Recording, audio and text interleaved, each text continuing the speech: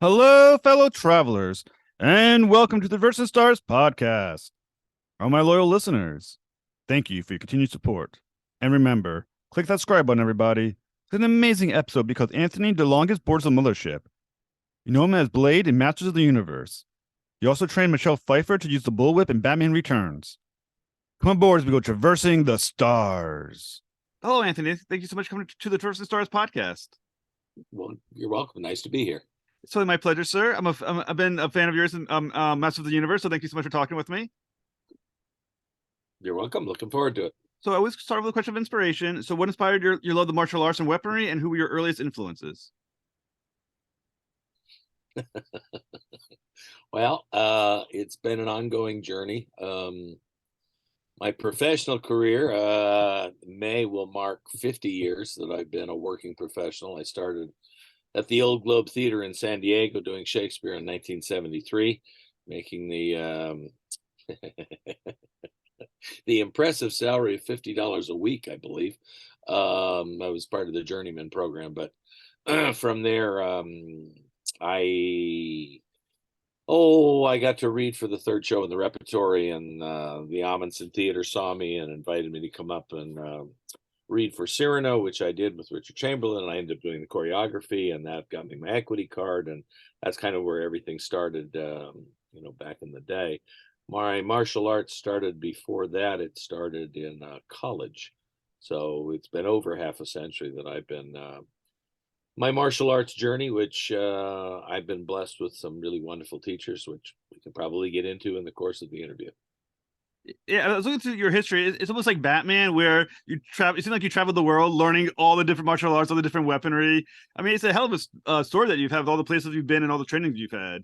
Well, it most of the training, the martial training, has been here. Fortunately, the teachers came to me, but or at least to where I could get to them. But I have worked and performed and created, I like to think, memorable roles and often memorable action in 13 countries on 5 continents. So, my hobbies and my efforts have literally taken me around the world, which is pretty wonderful. So was it about you that, I mean, is it, are you naturally just good at martial arts? Is it something about your discipline, something psychological that makes you so successful at doing this? No, as a matter of fact, I was terrible. I was very, I was not very physically oriented in high school. I think around about the tenth grade, I did my first play. It was called Tea House of the August Moon. I played Sakini, who's the narrator, which was played by in the movies by Marlon Brando. He was horribly miscast, but it was fun. But I loved it because I'd gone in thinking, oh, well, this might be interesting. I could probably play a villager, and I ended up getting the lead in the play. And well, it was true then, and it's true now. I love the work. It's both the hardest and the easiest thing I've ever done. So, I continue to do the best I can in whatever I attempt, and that I have tremendous anxiety, but I use the anxiety to spur me to do better and to do my homework and do my work. One of which is the start of my physical and martial journey, which in my senior year in high school, I started lifting weights because I wanted to change my body because I was not very physically adept. And I went out for wrestling, and I had gotten very strong, but I really didn't know anything. Kind of wish I had known then what I know now, but that's true about life. But I started doing that, and then I got to college, and actually I had my hip dislocated. I went out for wrestling, and somebody pinned my foot and then body slammed me, and it dislocated my hip. And I was told, you'll always be a cripple and you'll walk with a limp and this and that. And I told them, you don't tell me, I tell you. So I was off my crutches in about 3 days, which was probably a mistake. But that was the end of my dreams of being a gymnast. Although I think didn't really have the proportion for it. But I started fencing. That was my first martial art. I started fencing, went out found I enjoyed it, went out for the team. When I graduated my senior year, '72, I was Western Intercollegiate Saber champion. And that was around the time that I met my first grade teacher, which was Maestro Ralph Faulkner, who was a two-time Olympian and sword master to the stars back in the golden age of Hollywood movie sword fighting. And he kind of set the bar there, but he's very, very generous. And he did the original Prisoner of Zenda and many, many, many films. Most people would remember him for The Court Jester. He did that, but he kind of took me under his wing, and I trained with him. He came down and actually saw my work at the Old Globe, which I was extremely gratified about. And he he didn't sugarcoat it. He essentially basically said, I'm catching you in your technique, so do better. So that prompted me to, he says, I can see you cutting to the parry, which essentially means um, he could see it coming. So I needed to work harder to create the illusion of real combat as opposed to, something that was staged and a little less effective that way. And it has since continued to affect the way that I work and all the things I do. To me, knowledge is choices, and your art's in your choices. So I went from fencing and continued to do swordplay to this day, but we'll get there. But European swordplay came with Maestro Faulkner, and then I went to Taekwondo and I made it to a red belt level and went, you're about as good as you're ever going to be with this, and there's big holes in what you're doing. So I heard about and met Guru Dan Inosanto and trained with him for nearly a dozen years. And I've been training with Kaiso Toshishiro Obata and my sensei, Matthew Lynch, who was one of his senior instructors for the last about a dozen years. So it's an ongoing journey. But it was through those teachers that I was able to create my whip system, which is very unique. The whip is the first man-made tool to break the sound barrier. It dates to 3000 BC, rather, in both the Chinese and Egyptian cultures. Most people are content to make a big noise, which, that's what the whip does. Mm. I set my standards a little higher. To me, I come from a sword background. So to me, it's a supersonic flexible blade. The tip of the whip will do up to 1,400 feet per second or 768 miles per hour. A 45 caliber bullet's only 900 feet per second, so it's literally faster than a speeding bullet, which is a lot of responsibility if you're going to work around people. I trained Michelle Pfeiffer as Catwoman. I trained Angelica Houston as what's her name? Calamity Jane. Also, Ellen Barkin as Calamity Jane. I trained the whip fighters for the Rundown. I just did the new Walter Hill film. I first worked with him on Wild Bill with Jeff Bridges and Ellen Barkin, and then we just did Dead for a Dollar last year, which just came out. I came in and did that. But I'm also currently, one of the things that I'm doing right now is continuation of my my De Longis rolling loop. Most people yank and slash, I roll and stab, because to me it's a flexible blade. So there's 8 angles of attack in every bladed weapon system in the world, and I utilize the whip that same way, but I'm always rolling and stabbing, so my point of impact is about the size of a dime. If you look on my website, which is delongis.com, and you go to my, I have a sword master section, I have a whip master section, I have a throwing section. I'm in the Knife Throwers Hall of Fame, which is pretty nice. I'm in the Black Belt Hall of Fame. I'm in the USA Martial Arts Hall of Fame. I was just inducted by Aldo Coscos into the Ultimate Warriors Hall of Fame last year, all of which is very nice. The knowledge is what's important, but it is really gratifying to have some people, acknowledge, your achievements, and it's a little more inspiration, to keep on going, keep getting better. So, but you'll see me actually cut the wick out from underneath the candle flame, and the flame is still there. So it's very, very accurate. And in 11 of those 13 countries, I've done it on horseback, which I came to very late in life. I didn't get to start horseback riding until I was 39. I wanted to take my weapon skills up on the horseback, and just took a while to make that happen. And in 30 years, I have been in horseback in 11 countries on 5 continents. And everywhere I've gone, I've been able to make the horse an ally as opposed to an adversary, which is a terrible idea. So those are the things I do to keep myself busy and getting better in between acting jobs. So apparently I need to work more often, or I wouldn't have all this. Well, when I first heard about you is playing Blade in Masters of the Universe, which is one of those shows that when I growing up was like one of the big things. Like, because once again, I grew up as a He-Man cartoon fan growing up.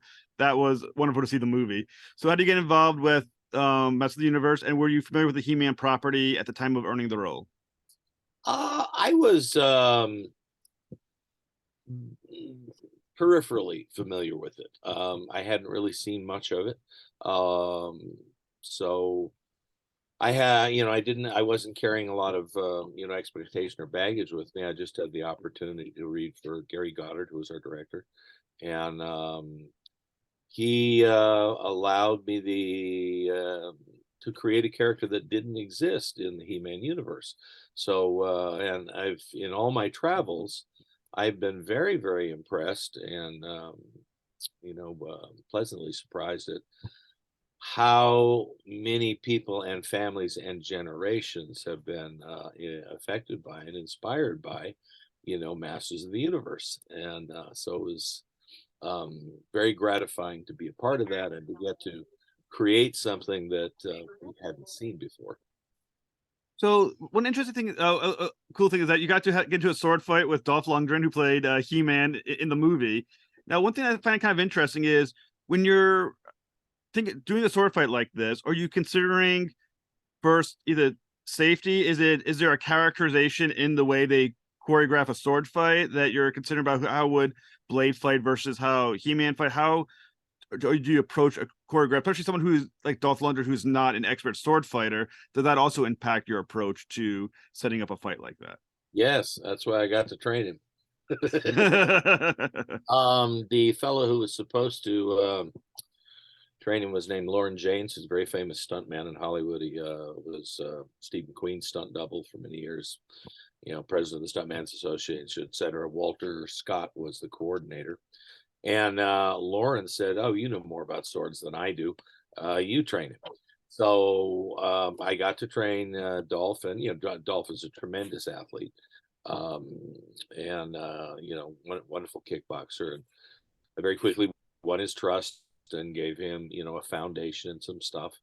And so we trained for about 4 weeks, and then I didn't see him for a month, and I can't, because he was busy shooting in other parts of the movie. Right.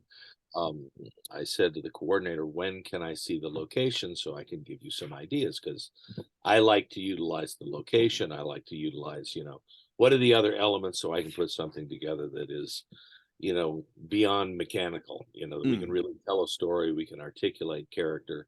And Walter's an old cowboy. He said, "Oh, stop bugging me. We're going to have lots of time when we get down there." Well, we did 6 weeks of nights in Whittier, which was fun because I would hit rush hour traffic on the way there and on the way home. And I would just sit in the car with an electric razor and shave my head and glare at people. This was before this was a usual look, so that was kind of fun. But what do you think was the first thing we shot? Fight. I hadn't seen Dolph in a month. I had about an hour, to work with him. And I said, "You remember this stuff I trained you with? We're going to do this and this and this." So I would like it to have been a little bit more involved, but I had to I had to catch Sorod, because He-Man was going to lift him up and throw him at me. I'm going, "Oh, great." So basically I'm his stunt pad. He's going to land on me. My wardrobe was very user unfriendly. I was wearing surgical rubber. Fortunately, I got them to cut the arms off so my skin could breathe. But I had gauntlets and a surgical rubber suit and boots, and then of course the headgear. But my chain mail, since then there has been this resurgence of interest in things, thanks to Lord of the Rings and, all the many other things that are coming from those periods. So craftsmen who come back and are making really nice chainmail. My chainmail was 10 6-foot lengths of pipe cut into 1/4 inch pieces. So once it had been trimmed, I was carrying around about 50 feet of pipe. Yeah. And then the shoulder pads with the gnarlies on the things. And as soon as they put that on me, I said, well, I guess I won't be doing any shoulder rolls in this. So it wasn't the most ideal situation, but Dolph was tremendous, tremendous athlete. I had showed him how to balance the sword because the He-Man sword in particular, I called it Buick Slayer because it was very large and it was very unwieldy and it wasn't well balanced. But I had, imparted to Dolph, here is how to, balance the sword and make gravity an ally instead of an adversary.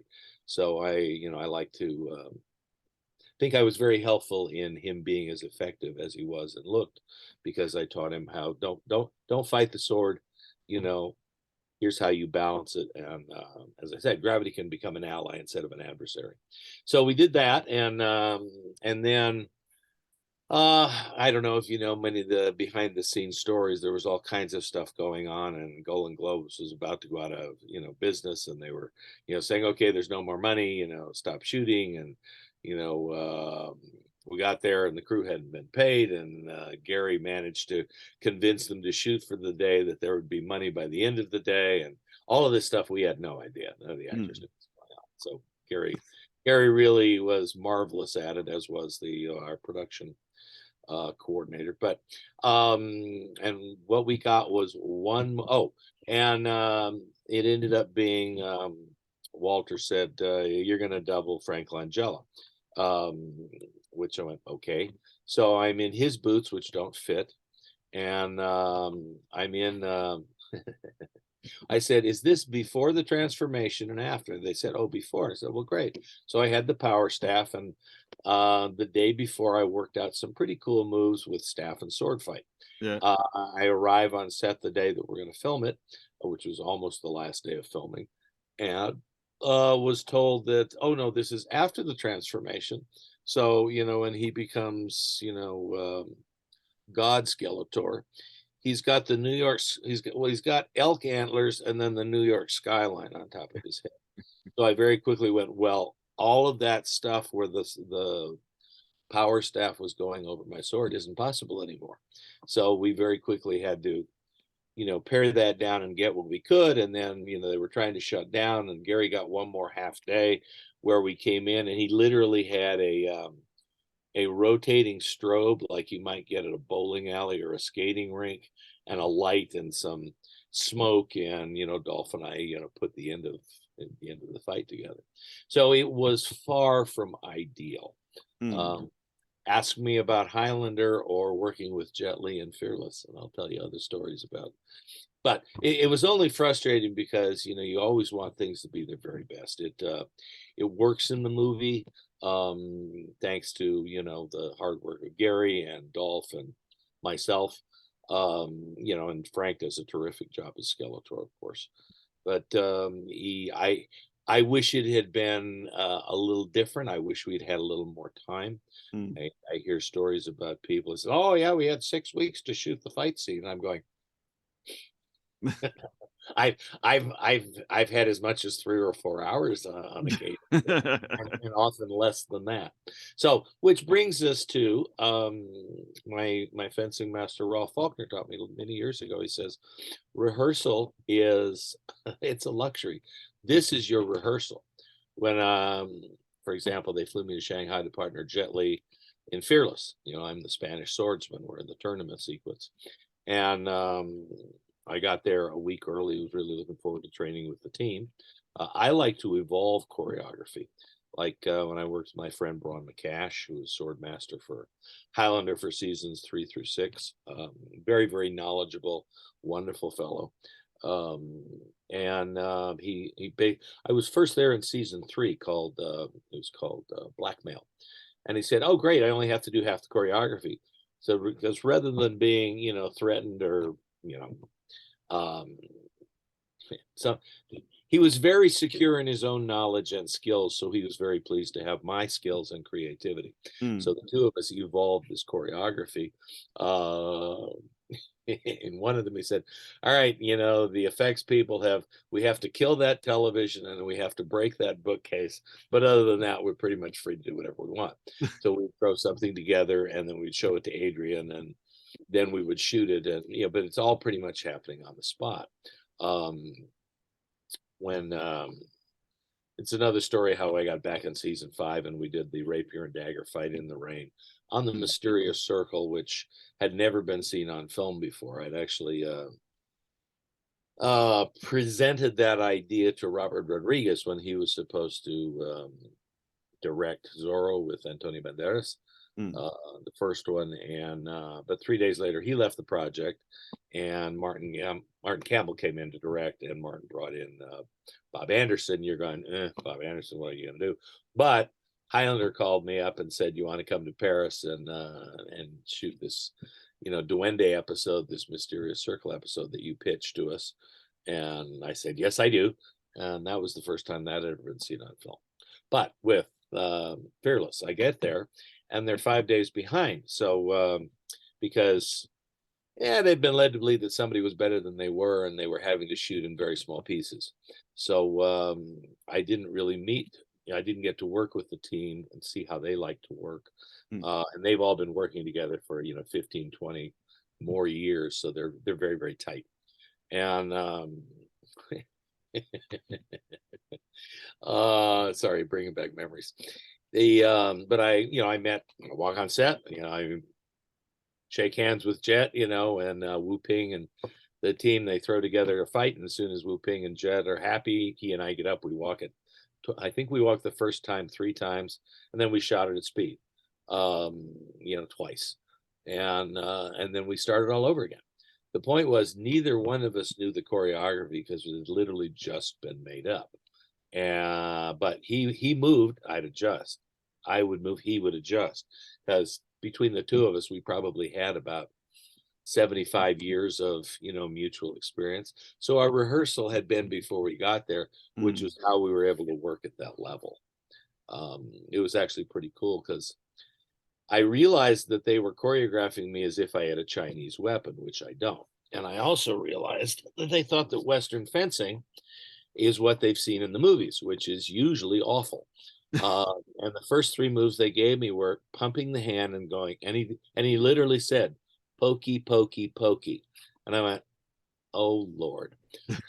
So not wanting to, be difficult, but it's like, I'm not going to do that because I'm going to maintain the integrity of my character and of my weapon. Yeah. So I gave him 3 thrusting attacks, but I did it in the manner that a European swordsman would do it. So by the time we got to the second phrase, I went, oh, they're having me attack quadrants. So the Jet can do those that Jet can do.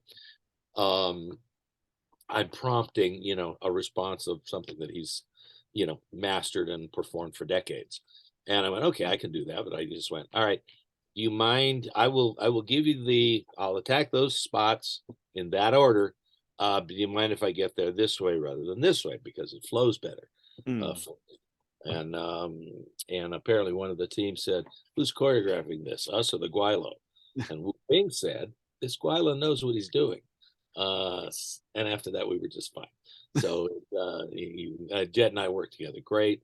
It was very cool because the cinematographer came over in between takes and was talking to me, which I guess was kind of unusual because Jet was kind of pointing at us and he was actually taking some pictures of us. And the Apun, I believe was his name. He had been in front of the camera as a performer for many, many years before he went behind and became a superior cinematographer. I believe he was one of the ones in Crouching Tiger as well. But he recognized what I was doing because the mysterious circle, the Spanish style of rapier fighting, is essentially about subtle, elusive footwork to create superior leverage, which is, of course, the foundation of all martial arts. But he could see what I was doing, but he was a Wing Chun man. So he came over and it was very gratifying that he could recognize in my execution his Mm. own art. So that made me feel very, very good. That's absolutely awesome. And I think it's interesting we discussing the fighting difference between Dolph Lundgren and someone like Jet Li who has that experience. When you're working with an actor who does know what they're doing, is that a comforting feeling? Does that change how you would have the complexity of what you're going to choreograph with them? Or is it basically because it is film and you do have to do it in a way that fits the camera at a way that's certain speed that you have to work at as well? Is that the primary focus? Well, you've raised several considerations. One of which is, yes, you do need to understand the mechanics of the medium you're working in, be it live theater or television or film. You need to know where the camera is. I always ask. One of the nice things about the Mysterious Circle and Highlander was everything was shot as long shots. As a matter of fact, one thing I'm proudest of with Jet Li and Fearless is almost everything is shot in a master. There's still stills of us performing. We never posed for any stills. They were shot at full speed, and Jet at full speed is very fast. And I had to absolutely commit to where he was going to be, but yet without ever, yeah, it became the close of the hand. The attack would be to where I was going, but I would never completely close the hand. It gave me about this much, room to no, I wasn't going to hit him if something went wrong. Mm. Um, but I've trained to that level. So it was, and I'd said to him when we first started, because I hadn't gotten to work with the team, I'm going to be targeting this area, the head's going to be here. And then, I'll be angling here and this and that. And he said, oh, you're very skilled and very experienced. Why we have you here, and you're concerned for my safety. And I said, yes, I am. And he went, me too. And he laughed. And we got on just fine after that. But in terms of the more someone knows, the better it is, because the more ambitious we can be. Um, I like when I'm choreographing. Um, I like to create the environment for the technique we choose to be logical. I like to build acting beats into the fight so that we are driving story. We are articulating character. There's a shifting jeopardy within the choreography, so the audience feels like they're part of it. They're Mm. inside the fight as opposed to outside watching the fight, which often happens when things are. A lot of people like to shoot in extreme close up and with a lot of quick cuts and shaky vision, wobble scope, Mm. and I dislike that a lot. They think it pulls you into the fight. I find it does exactly the opposite. And it's a way that they hide the fact that a lot of people aren't very good. When you have people who are skilled, like Jet Li or Adrian Paul, in Highlander, he 7 seasons of, he get at least one fight. Ours in Duende, we had three. Um, and then in the off season, he continued his own training. He took responsibility for himself. So I had a lot of respect for him. And we also danced very well together. But you should be able to follow the narrative of a fight. And I think I learned that when I was doing theater. Mm. In film or television, if something goes off, assuming nobody lost an eye, they just go, okay, cut back to one, that didn't work or whatever. Can't do that on stage. You have to do that fight as effectively, because usually this is the climax. We've been waiting. There's an old joke that Shakespeare never wrote any fight scenes. He just, they fight. You're kind of going, of course he did. He spent 4 acts telling you who's going to show up for that fight. Mm. That's who we should see fighting.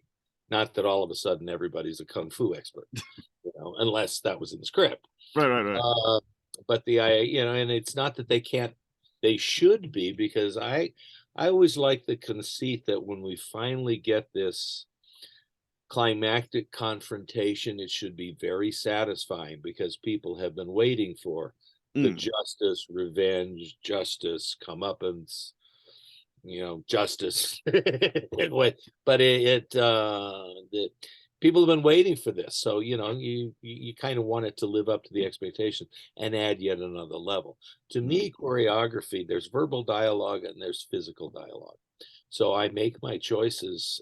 Every move says something specific and guides the audience towards, oh, here's a jeopardy. What happens? How is it? How does he survive? Does he take the hit? Does he avoid the hit? Does he redirect the energy?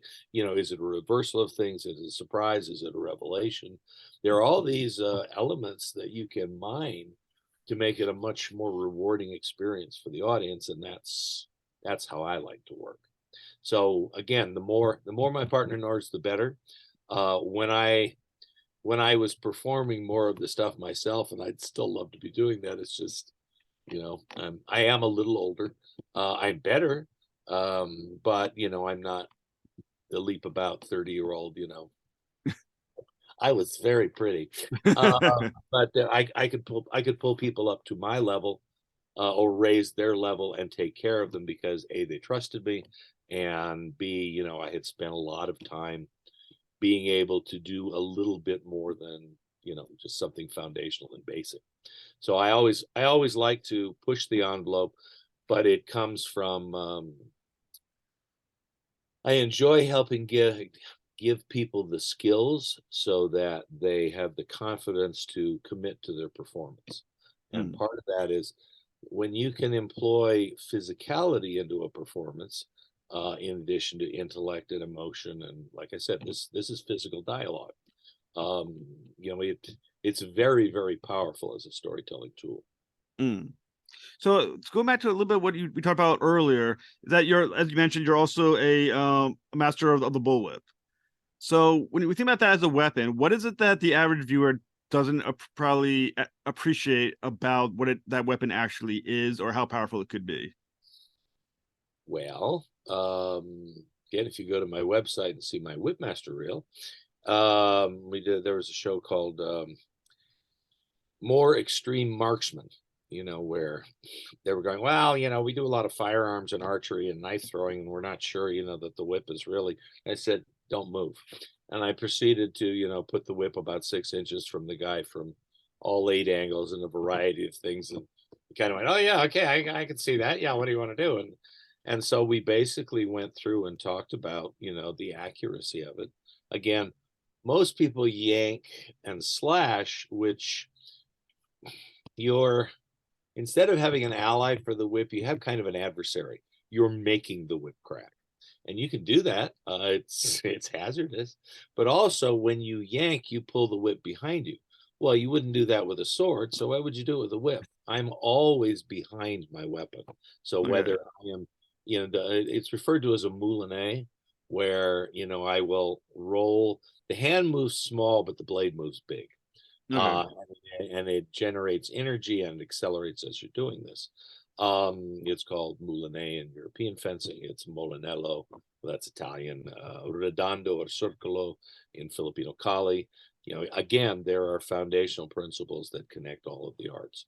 But that's why I do mine differently, because to me, I'm behind my weapon and I can go from here to here, or I can repeat this line, which I'm essentially doing moulinets with a sword, but with a flexible sword. Mm. Um, so, but the tip of the it's going over 700 miles an hour, and I don't have to work very hard to make that happen. And I tell people, if you decide to cover up, I'll just pick somewhere else, because there's no way you can move as fast as the whip can move. And as it happens, one of the projects I'm working on right now, well, I've done several instructional DVDs in different sword styles, and then also with the whip as I've evolved my system over the decades. Yeah, I can say that now, decades. And I did Mastering the Bullwhip Volume 3 and 4, which is essentially a step-by-step methodology to train to confident professional excellence, where you can walk on a set and keep yourself safe, keep your partner safe, keep everybody around you safe, because there's no worse place to do work a whip than on a set, particularly a tight set like with Michelle. She wanted me there every day she was working. There was one day very early on where I wasn't there. They didn't call me in, and she had a little problem, which wouldn't have been wasn't necessary had I been there. So she said, I want him here if I'm working. So I got to train her for 6 weeks. She developed such a vocabulary that we would create things on the spot. The whole ice princess sequence wasn't in the script. Tim Burton said, I don't think there's any whip stuff here. And I went, yes, sir. Watched the rehearsal. And then I said to Michelle, because we had this kind of working relationship, I could offer her ideas. And I said, a chair in one hand and a whip in the other says lion tamer the world over. And she goes, damn, Anthony has this idea. And so she swung in on her whip, cut the girl free, dumped her out of the chair, cracked the whip through the chair, wrapped the whip around the girl who's trying to get away, pulls her in for a 2-shot and says, girl talk. And we rehearsed it twice, shot it, and we were done. But we created that because she had the foundation of skills to where she could. We would walk in on a set and look at what's the adversity. How do we turn this into an opportunity for story and character? And we did. Michelle was wonderful. She saw I was trying to give her another vocabulary to add to her characterization, and her credibility is priceless. For my money, she's the best movie. I think most people's mind would say that she's probably was the best Catwoman that has been on screen. Well, and I've been very disappointed. I like Halle Berry very much, but they CGI'd her whip work in. They didn't give her much to do. Oh. And then I was trying to get a hold of Zoe Kravitz, for the latest The Batman, and alas, well, neither she nor Anne Hathaway. Yes, Anne Hathaway use a whip, and it's like this is her iconic character action prop. I kind of wish you broke one out. So yeah, I think there were opportunities missed, and but from both her acting portrayal, Michelle's my favorite Catwoman, and then of course the use of the whip and the credibility that it gave her characterization is literally priceless. And that's what I tell people. I said, look, pay me to, give me the time with the performer to develop a solid foundation of skills, and we can literally create on the spot. Because you will get there and you'll have a plan, and it's always different.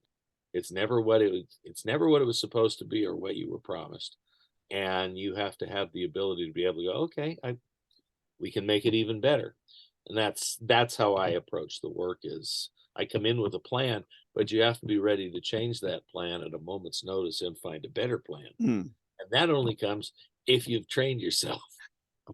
Now, the one thing about the whip that you mentioned is you started talking about the whip.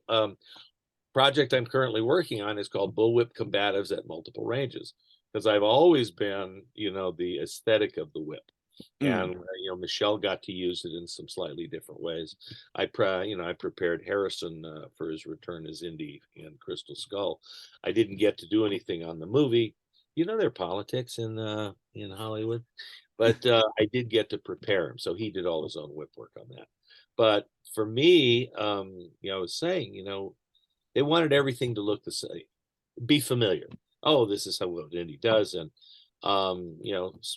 Spielberg has always done things in cuts. In Temple of Doom, there is one start to finish throw. Even the body wrap at the end, which is one of the easiest things to do, is done in cuts.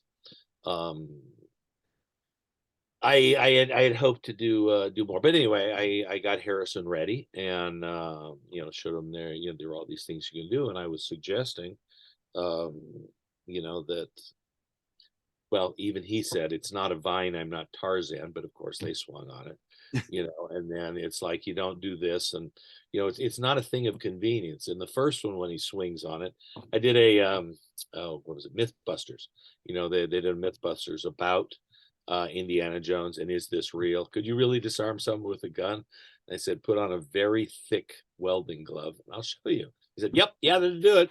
And we did all of the tricks that they do in the movie, including, could you wrap a whip and swing on it? I said, not with my whip, but yes, and showed him how to do this, and we actually did it. but it was prompted by the emergency of it. And then, alas, in the next two movies, it became something of a convenience. Oh, I'll just do this and swing, and then I'll flick my wrist and it'll come back, and you're like going, yeah, but I was talking to Harrison and saying, well, you could do this, and at this range you could do this, and there are these other options as well. I'm not a martial artist. I'm kind of going, no, but he is a thinking man, and surely he's learned something in 19 years. But alas, we didn't get to go that route. It drove me crazy to watch him when he has the big fight with the Russian and the killer marabunta ants, that Yeah. he picks up a log when he's got his whip on his belt, and it's like going, you could use the baton, you could use the coils, you could, that to me was an opportunity missed, but Now, one.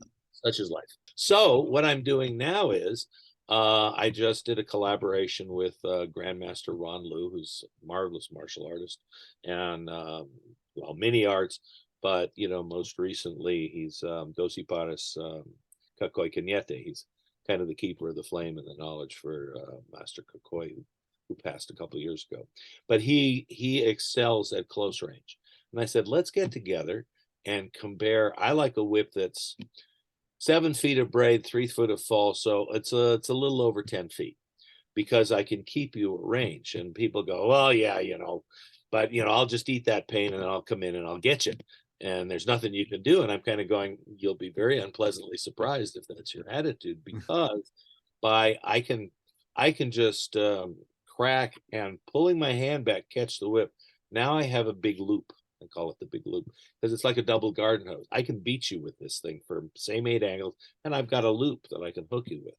Or I can flip it up and I have the baton. So the handle of the whip is now vertical. So it's like a short sword or a stick. All that work with Guru Inosanto comes into play.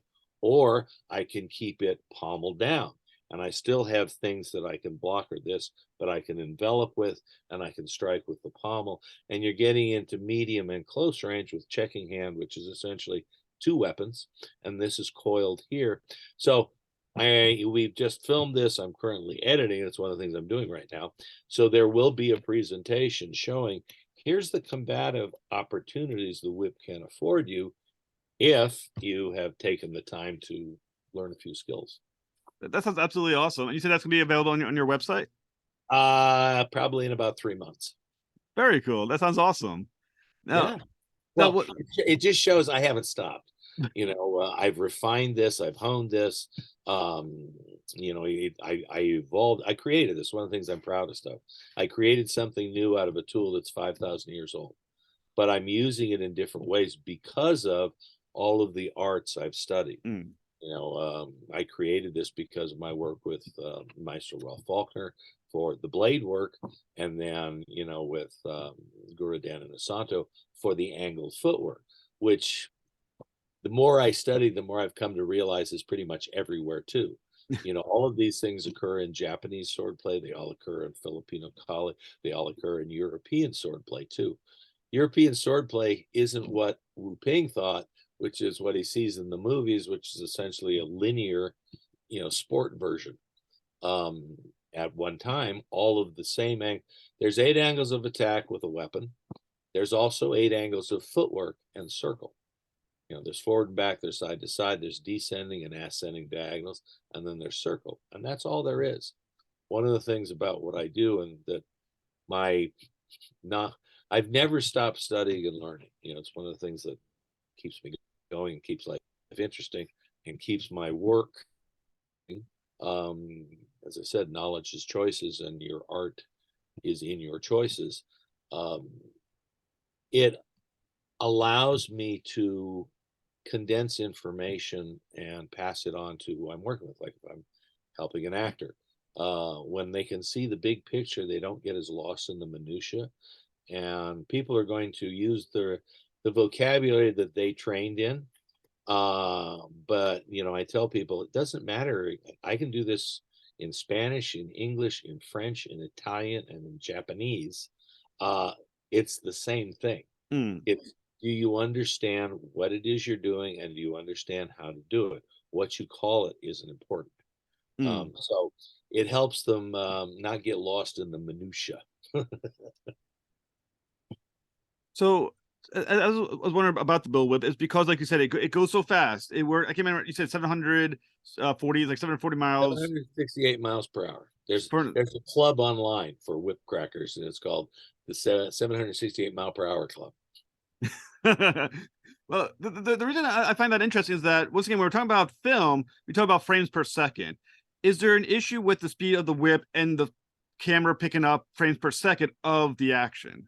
Um, there can be.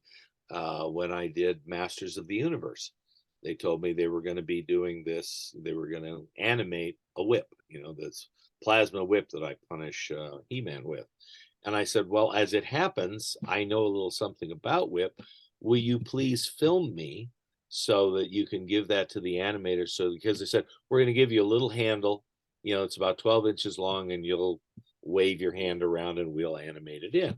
I said, well, let me show you how a whip actually works. So when you animate it, it'll look like that. And they did.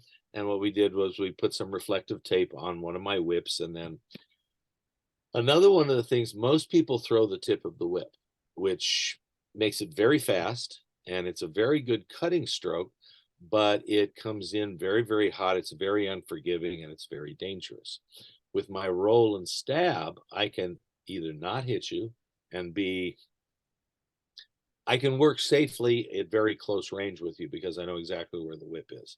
And I show you, there's no way I can hit you, even though you're absolutely sure I'm going to hit you in the face, because I'm 3 feet away. It doesn't look like, even taken in profile, like where you put the camera can't tell. If you react to it, they'll be sure I hit you. But anyway, I got them to but with the roll and stab, it slows down. It's more efficient. It's more effective. The whip is accelerating along its own structure and building its momentum to make the crack. But the tip comes last rather than first. So I've managed to essentially build in more acting time in the whip, as opposed to just flailing around and, oh, we'll just add, because since I first started doing this, said, do you want us to braid you up some felt, so that you can hit the other person, or there's this. And I says, no, I keep people safe with my skill and with the quality of the tool that I'm using, and my confidence that the tool is going to go exactly where I want it to go when I want it to go, so that I never hit anybody by accident, which is really important. If I hit you, it's on purpose. It's by choice. But so my that's part of why my methodology. Also, when you yank and do this, they're either going to shoot you really, really tight, which means this is going to go across your face and we're not going to see anything, or they're going to shoot you from so far away that you're the size of a postage stamp. When I'm working, I never work, and it's just like a bladed weapon. I never work outside of my own physical dimensions.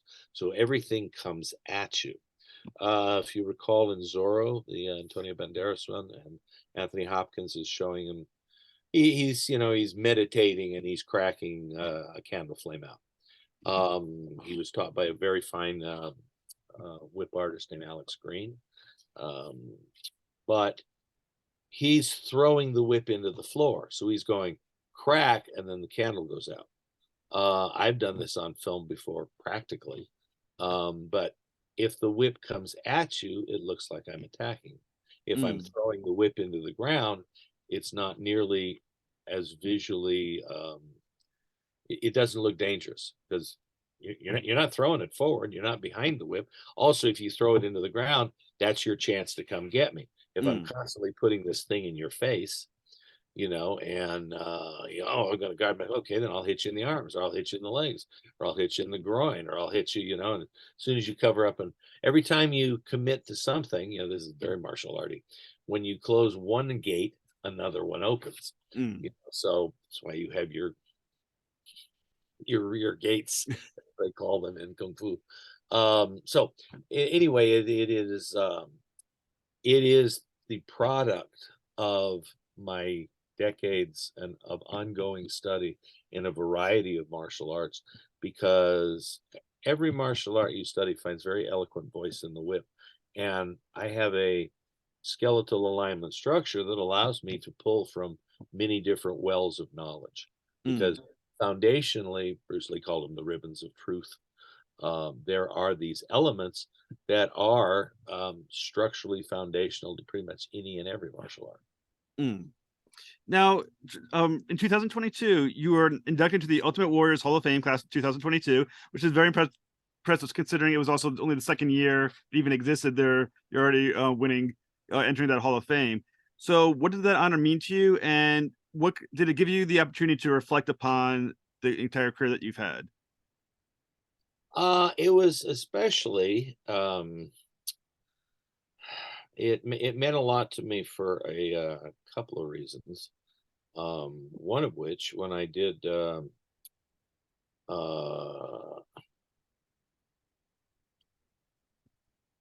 the first feature I did was called Circle of Iron, which was David Carradine. It was one of 3 times that I worked with David over the years, and that's where I met Joe Louis, former world heavyweight karate champion, student of Bruce Lee, tremendous martial artist and athlete.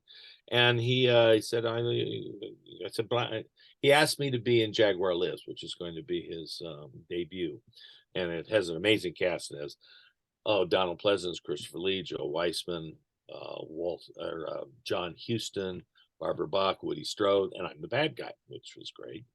And I said, "Well, I'm only a brown belt." And he said, "Well, but I respect your athleticism." So because he'd come in to do some insert shots for the actor who played Cord in Circle of Iron, and so off I went to Spain to do this, and we ended up in our climactic scene.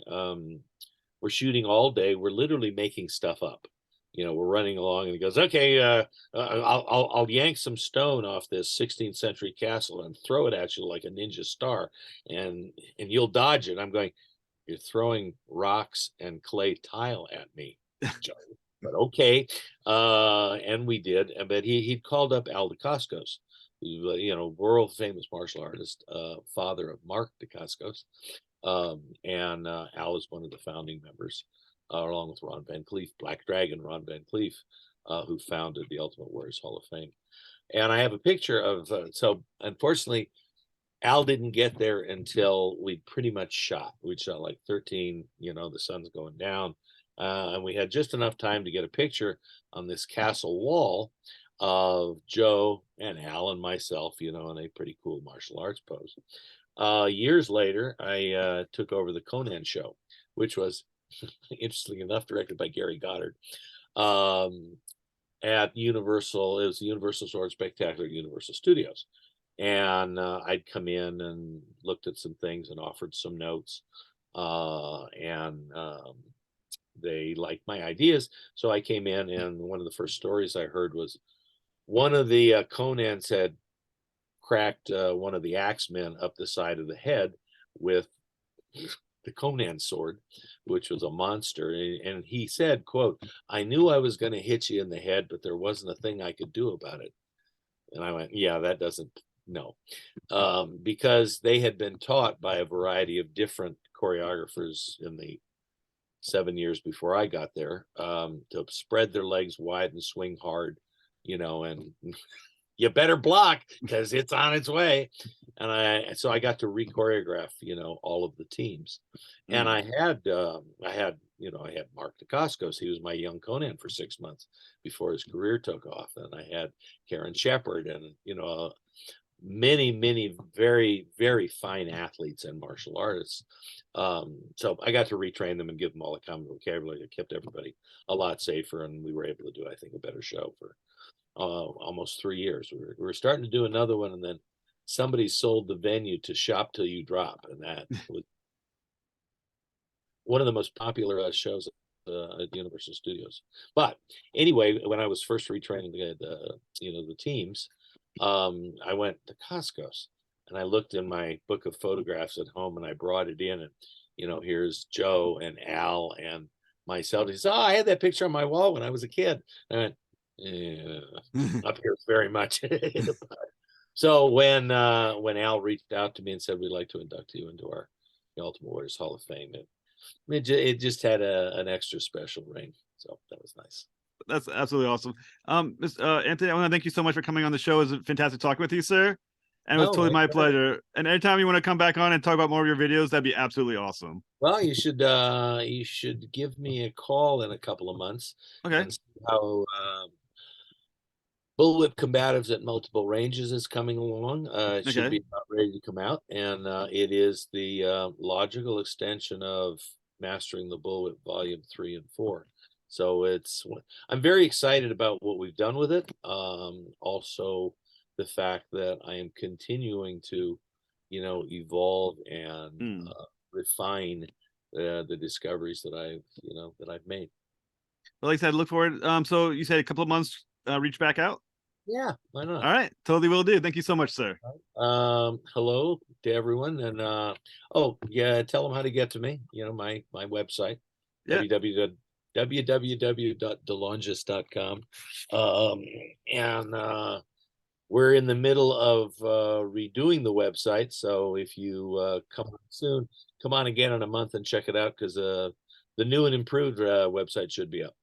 Well, for the listeners, it will be in the show notes. There will be a link to Okay. your website in the show notes. And it's just any other social media you want them to reach out to.